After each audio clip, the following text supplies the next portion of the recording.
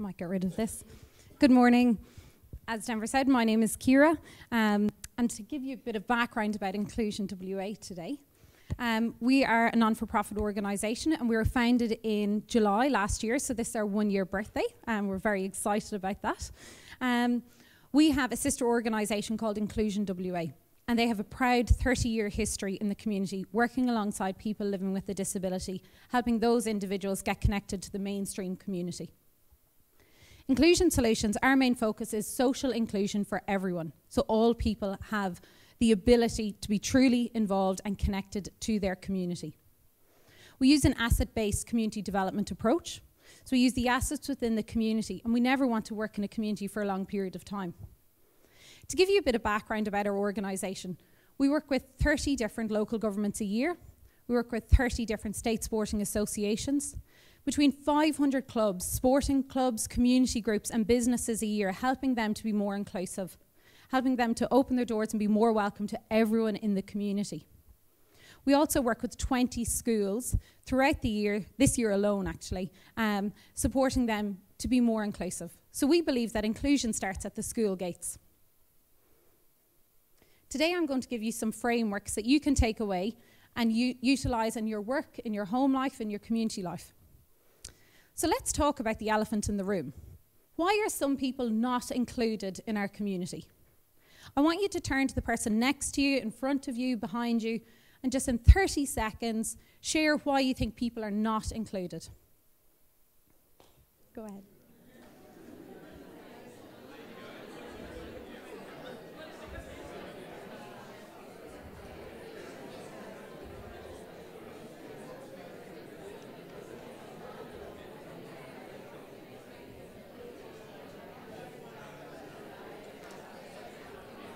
So bringing it back in.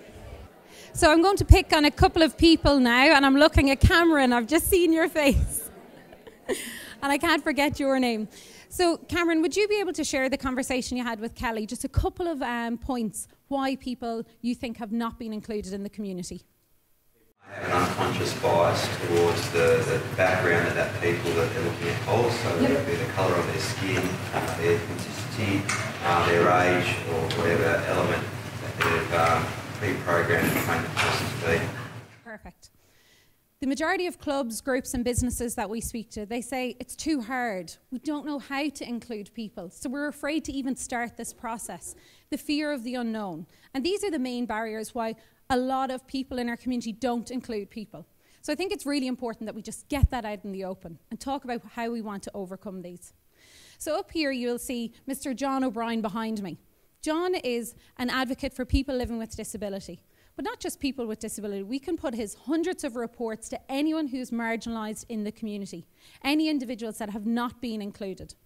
So John states that these are the critical elements of being truly included. So sharing an ordinary place, choice and control, contributing, being someone and belonging. Now let me share a story with you. There's a great club in Subiaco called Earthwise. Earthwise did this so holistically and so naturally. They are a great community garden.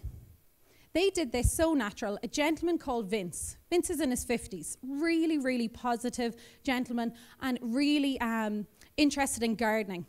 Really wants to be part of a community. Vince's life looks really different. He was quite isolated prior to being part of Earthwise. He went to a segregated workplace, a sheltered workshop. He went to a disability-specific art group. He was never truly part of the real community. Earthwise naturally just wanted to have new members, wanted to have more members and be a true reflection of the community. They did this so naturally. Vince shared the ordinary place. And this is the first step to inclusion. You cannot be included unless you share an ordinary place. Vince had choice and control. He attends every single community garden day and he does not miss a social gathering. And boy, his life looks very different now.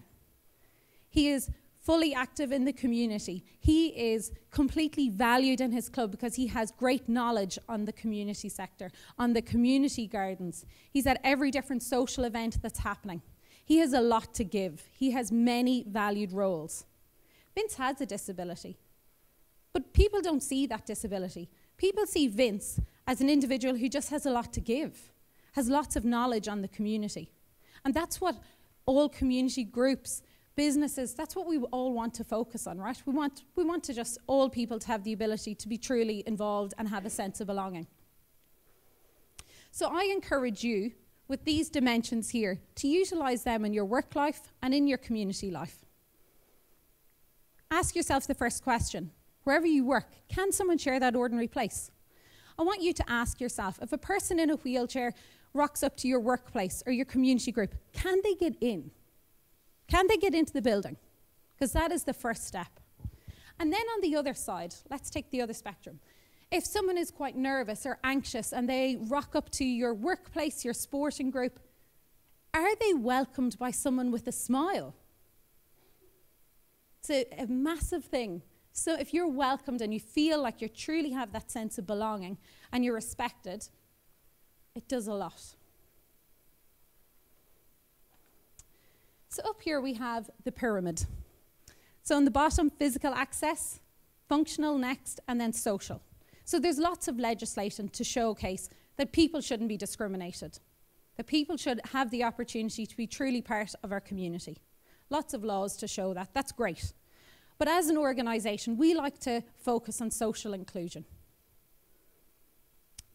Meaningful change happens with social inclusion. If people feel like they truly belong and they have that sense of being valued, they stay at a community group. They stay more active in our community. And that's where the power of change happens. Today, the people in this room have the ability to make change in individuals' lives. People who may be marginalised, people who may be isolated. We have the ability to make small changes to improve an individual's life and the community. So up here, there's a gentleman called Michael Kendrick. Michael Kendrick is an understudy of Mr. Wolf Wolfensberger. Cool name. And it's not made up. Michael says that people should begin to occupy socially valued roles in their community. And if we focus on this, this is where the change happens. There's a young lady called Jade. Jade is 22. And Jade is part of Knit Natters. Now, she's not much of a natter herself. She doesn't really like to chat. But she's an amazing knitter. And she's part of a community group. And she knits beanies for hospitals for premature babies across Western Australia, not just Perth. She has a valued role. Jade does have a disability. And the reason I take Jade is because she doesn't really like to have a chat. But she does so much for her community. She knits the most amount of beanies. She is truly valued. She teaches the group how to do really intrinsic, different types of styles of knitting. She is valued in her community group. They meet once a fortnight. Her life looks totally different. The community group's life looks different because these barriers are being broken down. She shares the ordinary place, she participates, but she truly feels like she has a sense of belonging. And we all know there's lots of reports out there to showcase if you have a sense of belonging in your community, you live a longer life. Well, I truly believe that. When you feel like you belong, your life looks totally different.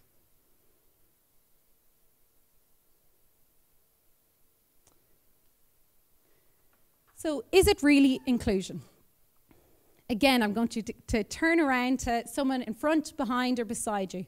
And I want you to ask yourself, what does a totally inclusive community look like to you? I'm going to give you 1 minute. I want you to speak to someone that maybe you don't know, in front of you, behind you, next to you. What does a totally inclusive community look like to you? 1 minute.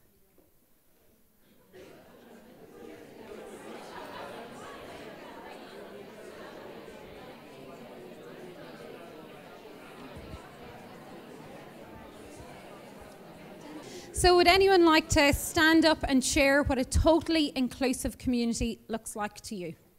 And if you don't stand up, I'll just pick you. I know everyone's name off by heart. Anyone at all? Grace. Got a microphone. So Grace Mills here. I should have known that was going to happen. Okay. Well, the three of us here, we were discussing how people will feel completely comfortable in their surroundings they feel they can ask for assistance if it's ever required. You also said something about how people are often... what was it? There was something about... we had like 5 separate points. What were we saying? That, you know, working in community development, we often develop programs and we think about things like physical access, but we don't look at it totally holistically of, you know, there's a lot more to inclusion than saying, you know, people can come and making physical access. It's about building the community around that, I suppose. Great, yeah. Would anyone else like to share? So I'm Rebecca from HCA Home. We were talking about how it's almost not even needing to ask, it's kind of just the given. And I think a really important part of that is making sure that there are people who have been excluded, put in roles where they can control the situation and make things that you shouldn't even need to ask for, like accessibility. Janine was talking about, say, women breastfeeding. It shouldn't have to be something you need to ask about. It should be a given. And it's really important to have those lived experiences from people in the higher roles in the community so that inclusion can be a reality for everybody. Great, thank you. Exactly as you said, inclusion means all. Yeah. Would anyone else like to share? You good? Sure thing. So just as I said, inclusion means all, and it's not about just segregated groups. It's about all individuals having the opportunity to live a fulfilling life. So let me go back one. So up here we have exclusion, segregation, and integration. Exclusion, not having the opportunity to fully belong. So I shared this the last time. I am clearly from Ireland with this accent, so I came over here 6.5 years ago. I wanted to get involved in a sports club, playing with other females. I gave the club a call, a particular club, and I said, I'd really like to get involved. And the lady said, we don't accept foreigners. So straight away, I was excluded. Now, this happens every day. This happens, and this is a true story.